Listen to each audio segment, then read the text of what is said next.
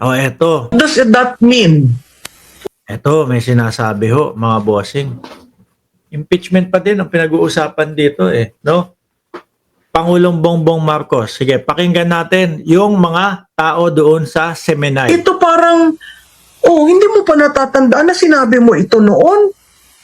At ito ang reaksyon ng anak mo, ay may number one na signatory yan sa impeachment. Yan. Ang pinatutungkulan ho, mga kababayan, ay si Congressman Sandro Marcos, mga bossing. Ayan, di ba? Anak ni Pangulong Bongbong Marcos. Siya kasi yung nasa unang-unahan No? Siya yung unang-una na lumagda doon sa impeachment at si Martin Romualdez yung nasa dulo naman. Di ba? What does that mean? Wala kang hold sa anak mo? Or what does that mean? Ang anak mo, sineset aside ang presidente? Now, the speaker is talking of the 10th Congress. Hindi pa nagko-convene ng 10th Congress. He's already committing that he will be the speaker and he will do this, that. Wala tayong magagawa ngayon dito sa nangyari sa atin dahil kung ang presidente mismo hindi niya makontrol ang kanyang first cousin, hindi ang bansa ang may problema. Ang gusto nila, kontrolin ni PBBM, ipahinto ni Pangulong Bongbong Marcos. Yung yung impeachment. Opinion lang naman ni Pangulong Bongbong Marcos yung sinasabi niya dun Siyempre ho, mga bossing, may mga nagrereklamo, may mga nakita sila. Tuloy lang po yan. No? Ang gusto nila, kontrolin ni Bongbong Marcos na ating Pangulo, yung kanyang anak na si Sandro Marcos. May sariling desisyon yun, mga kababayan.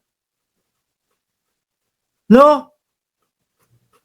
Malaki na si Sandro Marcos. Matanda na si Sandro Marcos. At yun ay kanyang paninindigan. Ang gusto nila, kontrolin mo yung anak mo. Pasunodin mo yung anak mo.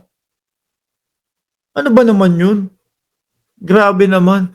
Ganyan ba yung mga Duterte? Kaya ganyan ang kailangan gawin ng mga Marcos? Siya may problema. Dahil hindi niya hinawakan ng matindi ang kapangyarihan at pinabayaan niya na kung sino-sino man ang nagsasabi sa kanya, hindi siya sinusunod. Ma'am, ngayong mga nangyayari, yung trend ngayon sa Marcos Jr. government, with this happenings after the 2025 midterm elections, ito ba'y palubog na o anong nakikita po ninyo na dynamics, ma'am, kung magtutuloy-tuloy po ang ganitong track ng kanilang liderato? Especially na well-informed po ngayon ng taong bayan sa dami ng mga nagpapaliwanag in layman's term kaugnay po sa tunay na estado ng Pilipinas. Kagaya ho natin, nagpapaliwanag ho tayo kung ano nangyayari talaga sa bayang Pilipinas. Di po ba? Siyempre, ang isasagot nitong mga taga-Seminay, palubog na yan! Nek-nek nyo. Palubog na. Palubog na yung mga Duterte. Palubog. Kayo ang palubog dyan. Dati nga, ang dami-daming nanonood sa inyo sa Seminay. Ngayon, wala na. Di ba? Wala na. Tinabangan na sa inyo ang taong bayan. Kasi nga, may pagka-fake news din kayo. Lalong-lalo na nung nandiyan si Roque. Si Roque, si Badoy, nasa na yung dalawa na yun? Badoy, Eric, ano na? Tago-taguan, maliwanag ang buwan. Dati yung tatlo na yun, fake news yun Sabi nasa Bulacan ho sila, mga kababayan. Sabi ayan po, no? Nagpadala po ng gobyerno ng Pilipinas nagpadala si Pangulong Bongbong Marcos ng 300 katao na may hawak ng pamukpok daw. Pupukpukin daw po yung mga vlogger nila. Pupukpukin daw po yung mga nila, yung mga Seminay nila. Mga bossing, mga vlogger. Nung pinapanood ko yung mga vlogger nila, nagtatakbuhan kung saan, hawak yung cellphone, kitang-kita sa mga video. Ni isang video nung sinasabi nila Roque, ni Badoy at ni Eric na lahat po nagtatago, mga kababayan, wala akong nakita na ipinakita sila na meron 300 katao na may hawak ng pamukpok. Wala. Fake newsan lang po ang labanan mga boss Ano sasabihin mo? Bumabagsak ang Pilipinas? Sige nga. Alam mo, Well, I would suggest to the president to stop talking and start moving and start getting on the ground and start, convincing his cabinet, his team. Let's move. Kumikilos, gumagalaw. 'Di ba? Ano pang move ang kailangan ninyo? Or talagang binabaliwala ninyo? 'Di ba? Binabaliwala ninyo dahil ang gusto nyo mapabagsak ang gobyerno ng Pilipinas. Nek-nek nyo. Oh. Because unless the people see the intent and the hard work, speeches, he has a very good oratorical skills.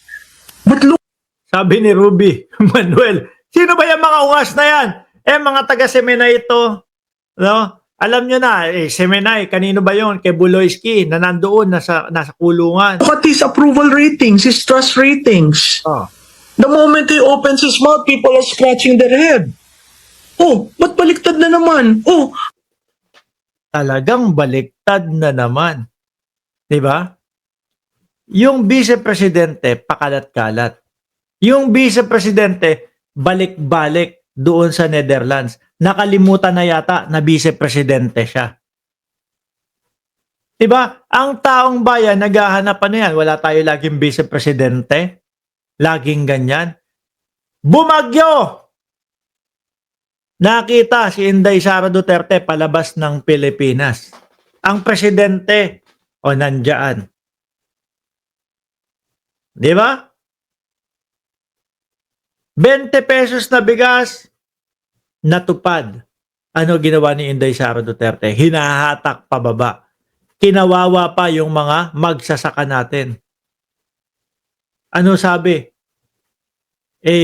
Pangbaboy po o panghayop po yung ibebentang 20 pesos na bigas. Na mismong mga magsasaka natin ng ang source nun. Di ba? Yung mga pabahay, yung mga trabaho, tumataas. Si Inday Sara Duterte, kami pababaliktarin nyo ha. Si Inday Sara Duterte, mga kababayan, mga boss, chief amo, sir, ano po? Hanggang ngayon, merong hindi sinasagot. Hanggang ngayon po, walang sagot sa confidential funds. Tapos sasabihin nila, si Inday Sara Duterte, tumataas ang ratings. Ano yung mga bugok ang Pilipino? Kung sino pa yung hindi makasagot doon sa kanilang mga itinatanong sa kanya, siya pa yung tumataas ang ratings. Ganun ba kahina ang tuktok ng mamamayang Pilipino? Na si Pangulong Bongbong Marcos, ayan, tuloy-tuloy sa pagtatrabaho. Tapos bababa ang ratings. Mapapakamot sa ulo yung mamamayang Pilipino. Napapakamot kami sa ulo doon sa mga resibo, doon sa mga pangalan ng confidential funds. Doon totoong napapakamot kami sa ulo. ba't papunta doon? Diba? So once and for all, ako ang suggestion ko, once and for all, can you sit down with your team Meron pang suggestion na. and define your communication lines and define the messaging you want to do in the next, siguro itong kahit hanggang December. Kasi the next challenge there is yung mga oral arguments na delay o dinelay para hindi masyado mag-impact sa election, pero padating yan, 'di ba? So again, kung babalasahin mo, ang dami. Sabi ni Bekoy Vlog, binaliktad. Yan yung ratings. Sabi ni Pambalsang Nanay Survivor, hey, manahimik ka. Baboy, naku, tanggalin na natin to. Hindi ko na ututuloy, mga kababayan. Nagalit na po si Pambansang Nanay Survivor. Tinanggal ko na maingay lang, no? Panay kasi nungalingan lang. Seminay pala yon, kaya naman pala.